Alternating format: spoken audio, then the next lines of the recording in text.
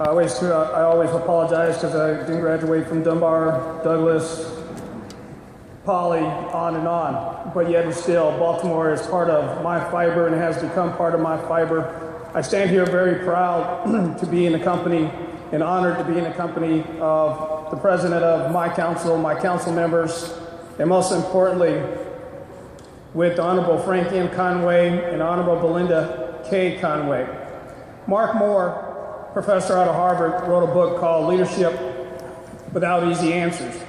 In that book, he talked about your responsibility when you're in a leadership position is to take on racism, sexism, corruption, and all those things that hold people down. That is your responsibility at all costs.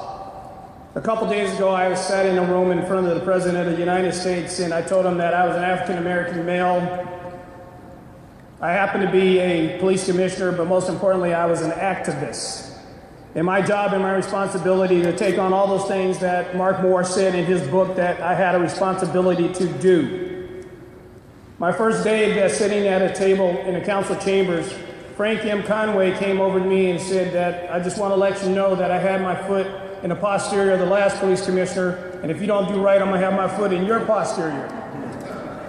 The reason I say that is Frank M. Conaway is not only a city clerk, or clerk of the circuit court, he's also an activist. He's also a man who takes on racism, sexism, things that are unjust, and doesn't stay in his lane. As well as Miss Belinda, who comes from that same genetic pool.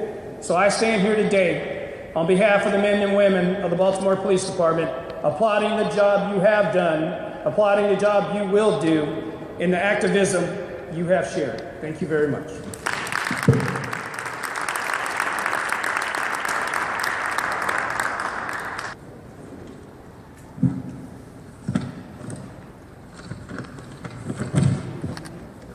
To our master of ceremonies, the very, I call him Bishop, Alfred C. Devon, and of course to each and every one of you with special appreciation to the Conaway family. Today we witness an historic occasion, father and daughter, who they both epitomize, if you care, if you desire, if you choose, and you're determined, you can reach your goal. My association with the delegate, no, that's not right today. With the businessman, no, that's not right today.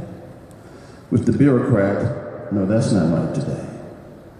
What is right is he's the chief, re-elected to serve again and again by overwhelming votes. He's the chief because the people want him to serve.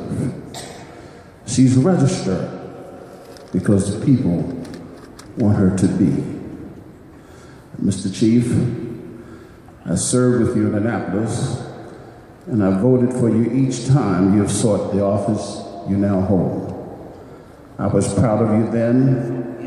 I remain proud of you now. Best wishes. It could be said, though, that you're like a Duracell battery. You keep going, going, and going. And that is your future, then keep going, going, and going. And God bless.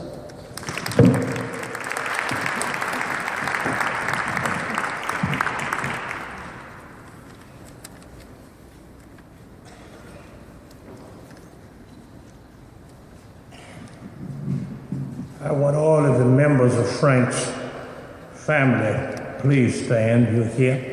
Amen. I want to, amen. Amen. I want all of them to stand because they're my family. And I didn't want anybody here to think today that I had to be intimidated by their presence. Amen. Amen. President of the staff of Dr. John Lunny is here, and he's going to come and bring greetings to us. He's going to have to leave. He has a funeral, but he thought it not robbery to come by and to bless this occasion with his presence. Come, Dr. Long. 30 years, 40 years, and I don't look a day over 20. I don't know how that happened, but we thank God for him. We thank God for Sister Mary, who served also at our Baptist Ministers Conference. She was clerk. We thank God for Belinda, who served in our church district. Amen. So we're just thankful to be here. Frank, we know that things are going to go right because you're back in office. One thing I like about you, and don't stop. You say what's on your mind, you mean what you say, and it startles people because you do tell the truth. God bless you.